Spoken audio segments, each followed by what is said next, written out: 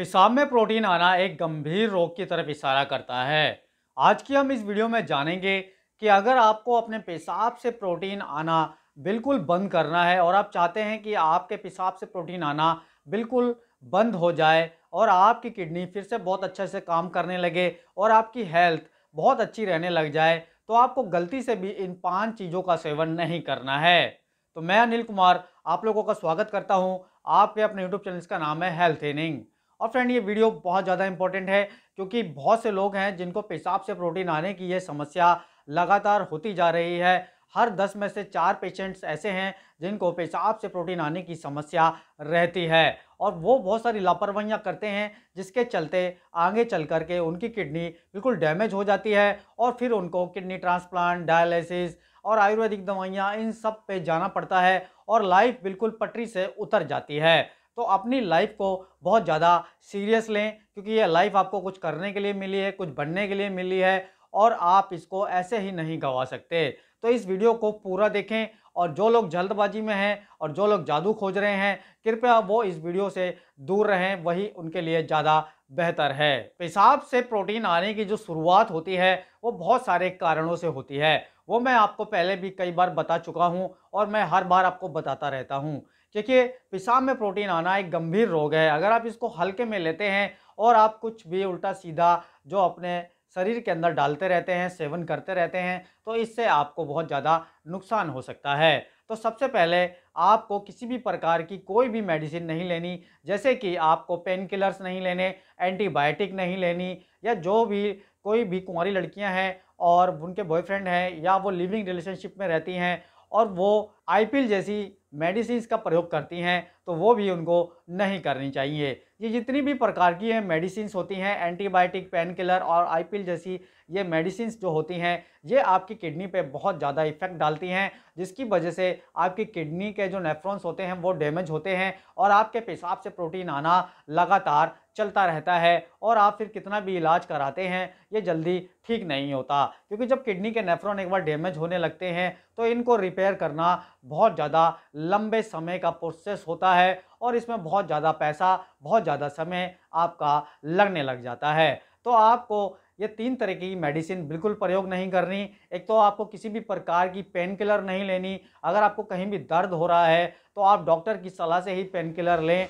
दूसरा, आपको किसी भी प्रकार की एंटीबायोटिक अपनी मर्जी से नहीं लेनी, क्योंकि एंटीबायोटिक का असर आपकी बॉडी से लेकर के, आपके ब्लड से लेकर के, आपकी पेट की आंतों से लेकर के आपकी पूरी बॉडी पे, पूरे ऑर्गन्स पे होता है।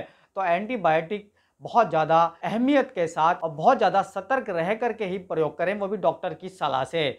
और आईपिल जैसी मेडिसिन का आपको बिल्कुल भी प्रयोग नहीं करना। कोई भी अगर लेडी है वो वीडियो देख रही है तो वो ये सब मेडिसिन का बिल्कुल भी प्रयोग ना करें। आजकल क्या है ना कि लोगों की ज़िंदगी में बहुत ज़्यादा बदलाव आ गया है। लोग अभी परिवारों के साथ ना रह करके अकेले रहते हैं। न्यूक्लियर फैमिली ज़्यादा से ज़्यादा अपने इंडिया के अंदर होती चली जा रही हैं, जिसकी वजह से खाना बनाना एक झंझट सा लगता है आजकल के लोगों को। तो वो क्या करते हैं कि बाहर जाकर के स्वादिष्ट खाना ढूंढते हैं और ज़्यादा से ज़्यादा फास्ट फूड खा रहे होते हैं। सुबह उठते हैं तो भी फास्ट फूड खा रहे होते हैं, बाहर का खाना, चाहे समोसा ही लें, चाहे जलेबी ही लें, चाहे जलेबी फाफड़ा लें या कुछ भी लें, तो वो एक तरीके का फास्ट फूड ही होता है। दोपहर में भी वो बाहरी खाना खाते हैं, रात में भी वो बाहरी खाना खाते हैं।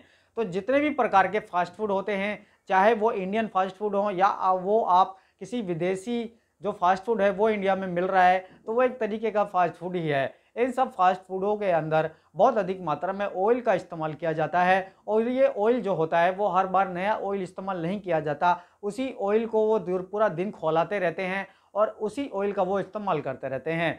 दूसरा, इसके अंदर बहुत सारी चीज़ों का प्रयोग किया जाता है, मक्खन हो गया और भी बहुत सारी चीज़ें होती हैं। तो इस सब को खाने से क्या होता है कि आपको बहुत ज़्यादा मात्रा में कैलोरी मिलती है और इस कैलोरी को आपकी बॉडी बर्न नहीं कर पाती है, क्योंकि आप कुछ करते ही नहीं है बर्न करने के लिए। आपने बस खूब सारा स्वादिष्ट खाया, तो इससे होगा क्या कि आपकी बॉडी के अंदर जो बैड कोलेस्ट्रॉल होता है वो ज़्यादा से ज़्यादा बढ़ने लगता है और इस बैड कोलेस्ट्रॉल बढ़ने की वजह से आपका ब्लड बहुत ज़्यादा एसिडिक रहने लग जाता है और जब ये ब्लड एसिडिक रहने लग जाता है, तो जब ये ब्लड आपकी किडनी में फिल्ट्रेशन के लिए जाता है, तब आपकी किडनी के जो नेफ्रॉन्स होते हैं वो डैमेज होने लगते हैं और आपका ब्लड प्रेशर भी हाई होने लगता है बैड कोलेस्ट्रॉल की वजह से, जिसकी वजह से आपकी किडनी डैमेज होने लगती है। इसलिए आलस बिल्कुल ना करें, अपने घर में अपना स्वादिष्ट खाना बनाएं और अपने घर में ही बनाया हुआ घर का बना हुआ खाना क्या ही प्रयोग करें। आज के समय में वेजिटेरियन से ज़्यादा नॉन वेजिटेरियन होते जा रहे हैं पूरे वर्ल्ड के अंदर। इंडिया में भी अगर देखें तो बहुत सारे नॉन वेजिटेरियन लवर्स होने लग गए हैं। हर बंदा नॉन वेज की तरफ भाग रहा है और दूसरा क्या है कि नहीं, आप सोशल मीडिया पे भी देखेंगे तो वहाँ पर भी नॉन वेज फूड से ज़्यादा दिखाया जा रहा है, जिसकी वजह से हमारी संस्कृति पर प्रभाव पड़ रहा है और लोग शुद्ध शाकाहारी खाना छोड़ करके नॉन वेज खाना शुरू कर रहे हैं। सिर्फ देखा-दुनी, उनको कोई चाव नहीं है, उनका कोई मन भी नहीं है, लेकिन फिर भी वो देखते हैं तो उनका दिल करता है वो खाने का। तो देखिए, जितना भी प्रकार का नॉन वेज फूड होता है, जितना भी रेड मीट होता है, रेड मीट में आपका मटन भी आ जाता है और आपका और भी फूड्स आ जाते हैं जो हमारे इंडिया के अंदर बैन है, लेकिन बहुत से राज्य ऐसे हैं जहाँ पे इसका प्रयोग किया जाता है। और ये फूड्स खाने की वजह से आपकी बॉडी के अंदर आपके पाचन तंत्र को बहुत ज़्यादा इसको पचाने के लिए काम करना पड़ता है। दूसरा, इसके अंदर बहुत सारा क्रिएटिनिन यूरिया जब ये पचता है ना, बहुत सारा क्रिएटिनिन यूरिया इससे निकलता है। क्योंकि देखिए, जब भी कोई मांस सड़ रहा होता है तो उस मांस में कितनी गंदी स्मेल आती है और उस मांस को सड़ने में से कितनी तरह तरह की सुड़ियाँ, कितने तरह के कीड़े निकलते हैं और आप उस मांस को खा रहे हैं, उस आप रेड मीट को खा रहे हैं, तो वो आपके पेट में जा कर के पच रहा है, वो उसको डाइजेस्ट कर रहा है, तो इससे कितना सारा क्रिएटिनिन, यूरिया, वेस्ट मटेरियल निकलते हैं और इसको निकलने से आपकी किडनी इन सब को अच्छे से फिल्टर नहीं कर पाती है। आपकी किडनी पे ओवरलोड पड़ता है इनको लेने से। तो हमेशा इन सब चीज़ों का प्रयोग कम करें। रेड मीट हो गया या किसी भी प्रकार का आप मीट खाते हैं तो बहुत कम सीमित मात्रा में ही खाएं। हाँ, अगर आप चिकन खाना चाहते हैं तो लिमिटेड क्वांटिटी में ही चिकन खाएं। वैसे किडनी पेशेंट के लिए जो बेस्ट होता है वो फ़िश होती है। अगर आप फ़िश का सेवन करते हैं, वो भी ज़्यादा ऑयली फ़िश नहीं होनी चाहिए, तो वो आपको बहुत ज़्यादा फ़ायदा करेगी। इससे आपको ओमेगा 3 एसिड्स मिलेंगे, साथ में ये डाइजेस्ट होने में भी बहुत ज़्यादा ईज़ी होती है और इससे ज़्यादा आपके ब्लड को एसिडिक नहीं होता है और आपकी बॉडी को भी ज़्यादा ताकत नहीं लगानी पड़ती है इसको पचाने के लिए। तो आप रेड मीट को छोड़ करके अंडे खा लें, आप फ़िश खा लें या आप हल्का-फुल्का सा चिकन का प्रयोग करें, वही आपके लिए ज़्यादा बेहतर है अगर आप नॉन वेज खाने के शौकीन हैं तो। जितने भी प्रकार के चिप्स आते हैं या जितने भी प्रकार के स्नैक्स आते हैं, इनका प्रयोग आपको कम करना है क्योंकि चिप्स जो और स्नैक्स होते हैं, इसमें नमक का बहुत अधिक मात्रा में प्रयोग किया जाता है। आप चाहे नमकीन ले लें, आप चाहे पापड़ ले लें, आप चाहे चिप्स ले लें, पोटैटो चिप्स ले लें, बनाना चिप्स ले लें या आप किसी भी प्रकार के चिप्स खा रहे हैं तो सबके अंदर नमक का प्रयोग किया जाता है और किडनी पेशेंट के लिए नमक एक जहर समान है।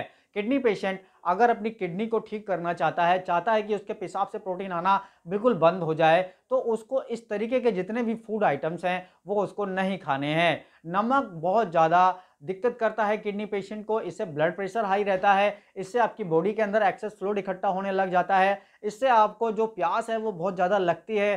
तो इसलिए नमक का प्रयोग कम से कम करें, हो सके तो घर के खाने में ही बस नमक का प्रयोग करें, वो भी लिमिटेड क्वांटिटी में। आज के इस नए दौर में फिल्में आती हैं, फिल्में में आपको हीरो गुटखा चबाते हुए मिलते हैं, आपको बीड़ी फूकते हुए मिलते हैं, आपको ऐसे सुर्ती रगड़ते हुए मिलते हैं। तो ये सब देख कर के जो हमारी नई जनरेशन है वो बहुत ज़्यादा प्रभावित होती है, वो भी वैसी ही हरकतें करने लग जाते हैं क्योंकि आजकल के समय में सोशल मीडिया में बच्चों को पढ़ने के लिए, आगे बढ़ने के लिए ऐसी सलाहें नहीं दी जाती हैं, बल्कि बच्चों को बिगाड़ने वाली सलाहें ज़्यादा दी जाती हैं। जैसे नॉन वेज की ज़्यादा से ज़्यादा वीडियो डालना, लोग उन्हीं को ज़्यादा देखते हैं, उनको फॉलो करते हैं। उल्टी-सीधी फिल्में आती हैं, उल्टी-सीधी वेब सीरीज़ आती हैं जिसमें कि लोगों को गलत संगत बताई जाती हैं, कैसे भी करके लोगों को बस बर्बाद करना है, इसलिए ये सब चीज़ें ज़्यादा आ रही हैं टीवी में। तो इन सब को देख कर के लोग गुटखे का सेवन करने लगते हैं। बड़े-बड़े जो हीरो हैं, हीरोइन्स हैं, वो भी गुटखा, तम्बाकू इन सब का एडवर्टाइज़मेंट करते हैं। वो तो पैसों के लिए करते हैं, आप चाहे मरें या आपके साथ कुछ भी हो, उससे उनको कोई लेना-देना नहीं है। बस आप उनको फ़ॉलो करके गुटखा, तम्बाकू, सिगरेट, पान मसाला, वाइन, आजकल को तो दारू की भी ऐड टीवी में आने लग गई है, जो बिल्कुल भी ठीक नहीं है दारू की ऐड टीवी में आना, क्योंकि इससे आपका ही हानि होने वाली है, आपका ही शरीर खराब होने वाला है।